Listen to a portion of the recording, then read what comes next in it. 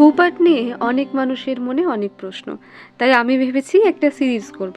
সিরিজের প্রথম পর্বে আজকে থাকবে কিভাবে হুপ আর্টের ওপর আমরা ছবি আঁকবো বা ট্রেস করব। যারা ছবি আঁকতে পারে তাদের কাছে বিষয়টা খানিকটা সহজ, কিন্তু আমার মতো যারা খুব ভালো ছবি আঁকতে পারে না তাদের জন্য আমরা কয়েকটা বিকল্প খুঁজে নিতেই পারি। ক্ষেত্রে প্রথমে চ্যাটজিপিটি বা প্রিন্টারেস্ট থেকে একটা প্যাটার্ন তৈরি করে নিতে হবে। তারপর ভিডিওতে দেখানো পদ্ধতি অনুযায়ী ল্যাপটপে সেই প্যাটার্নটার উপর হুকটা রেখে সেটাকে ভালো করে ট্রেস করে নিতে হবে। তারপর ইনশর্টের মতো অ্যাপ ব্যবহার করে আপনারা নিজেদের ইচ্ছে মতো তারিখ, মাস ইত্যাদি বসিয়ে এবং সেখানে নামটাও যুক্ত করে একটা প্যাটার্ন তৈরি করে নিতে পারেন। নাম লেখার জন্য এই অ্যাপে বিভিন্ন ধরনের ইংরাজি ফন্ট থাকে।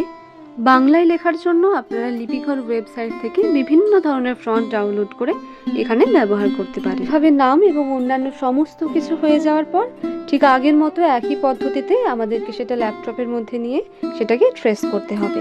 হাতের কাছে ল্যাপটপ না থাকলে এই কাজটা আপনারা ফোনেও করতে পারেন। আবার আরেকটা পদ্ধতি ব্যবহার করা যেতে পারে, আপনারা প্রথমে একটা কাগজের ওপর সেটাকে প্রিন্ট আউট করে সেই কাগজটার ওপর কাপড়টা রেখেও আপনারা প্যাটার্নটা ট্রেস করতে পারেন। ছাড়াও যদি হাতের কাছে কোনো বৃত্ত থাকে সেটা দিয়ে আপনারা ফুল আঁকার জন্য গোল গোল করে নিতে পারেন।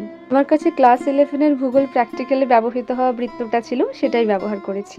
সমস্ত আঁকা হয়ে গেলে কাপড়টাকে সামনের দিকে নিয়ে ভালোভাবে হুকের মধ্যে টান টান করে আটকে নিতে হবে। আজ এই অবধি, পরবর্তী পর্বে থাকবে সেলাইয়ের কাজ। কেমন হয়েছে সকলে জানাবেন।